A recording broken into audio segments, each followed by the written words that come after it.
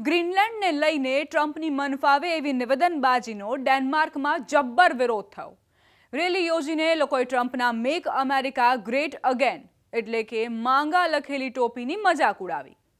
ગ્રીનલેન્ડને લઈને અમેરિકી રાષ્ટ્રપતિ ડોનાલ્ડ ટ્રમ્પની આક્રમક નીતિ અને ટેરિફની ધમકીઓએ યુરોપને અભૂતપૂર્વ રીતે એકજૂટ કરી દીધું છે.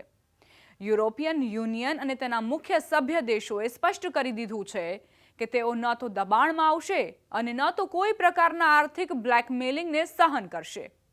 અમેરિકા યુરોપનો આ વિવાદ હવે માત્ર નિવેદનો કે કૂટનીતિક મતભેદો સુધી મર્યાદિત નથી રહ્યો, પરંતુ તેના સંકેતો વૈશ્વિક વેપાર યુદ્ધ અને ઊંડા વ્યૂહાત્મક ટકરાવ તરફ ઇશારો કરી રહ્યા છે. ડોનાલ્ડ ટ્રમ્પે ગ્રીનલેન્ડને લઈને યુરોપિયન દેશોને જે રીતે ટેરિફની ધમકી આપી છે તેના પછી વાતાવરણ ગંભીર બની ગયું છે. યુરોપિયન દેશોએ તેને તાનાશાહી ગણાવી છે અને જર્મનીને છોડીને મોટાભાગના લોકોએ એક જ વાત કહી છે કે આ બ્લેકમેલિંગ છે અને તેનો જવાબ આપવો જરૂરી છે. તમામ દેશોએ મળીને એક સંયુક્ત નિવેદન જાહેર કર્યું છે કે આ કોઈ પણ રીતે સ્વીકાર્ય નથી.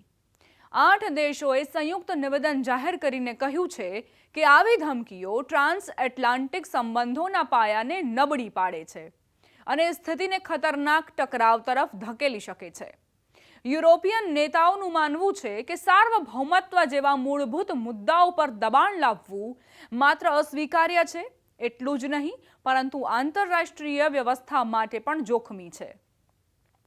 ટ્રમ્પે આ યુરોપિયન દેશોમાંથી આવતા માલ પર 1 ફેબ્રુઆરીથી 10% ટેરિફ લગાવવાની વાત કરી છે, જેને 1 જૂનથી વધારીને 25% કરી દેવામાં આવશે.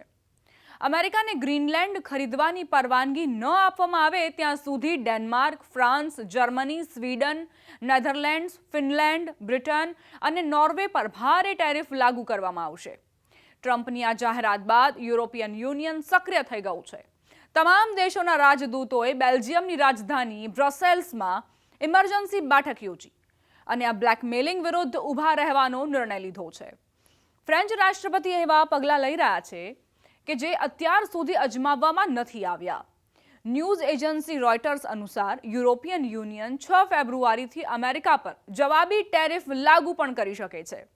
ફાઇનાન્શિયલ ટાઈમ્સના રિપોર્ટ અનુસાર યુરોપિયન દેશો અમેરિકા પર અંદાજે $108.71 અબજ સુધીના ટેરિફ લગાવવા અથવા અમેરિકન કંપનીઓને યુરોપિયન બજારમાંથી હાંકી કાઢવા સહિતના પગલાં વિશે પણ વિચારી રહ્યા છે.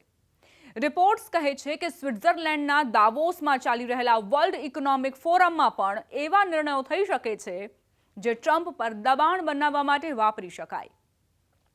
આ આખા ઘટનાક્રમમાં ફ્રાન્સ સૌથી આગળ દેખાઈ રહ્યું છે.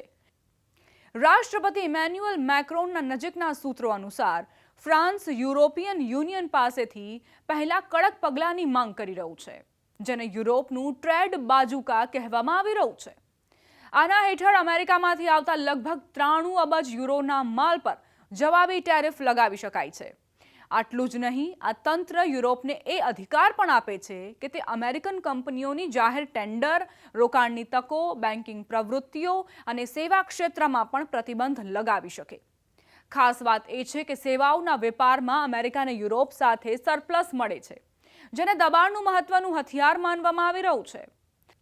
ડેનમાર્કના પ્રધાનમંત્રી મેટે ફ્રેડરિક્સને કહ્યું કે આખા મહાદ્વીપમાંથી એક જ મજબૂત સંદેશ આવી રહ્યો છે કે યુરોપને ડરાવી શકાય કે બ્લેકમેલ નહીં કરી શકાય.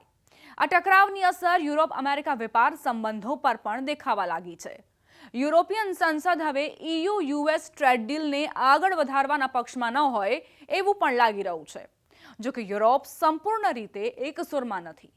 આયર્લેન્ડ જવાબી ટેરિફના પક્ષમાં નથી, જ્યારે ઇટલી અમેરિકાની નજીક હોવા છતાં ટ્રમ્પના ટેરિફને ખોટો માને છે.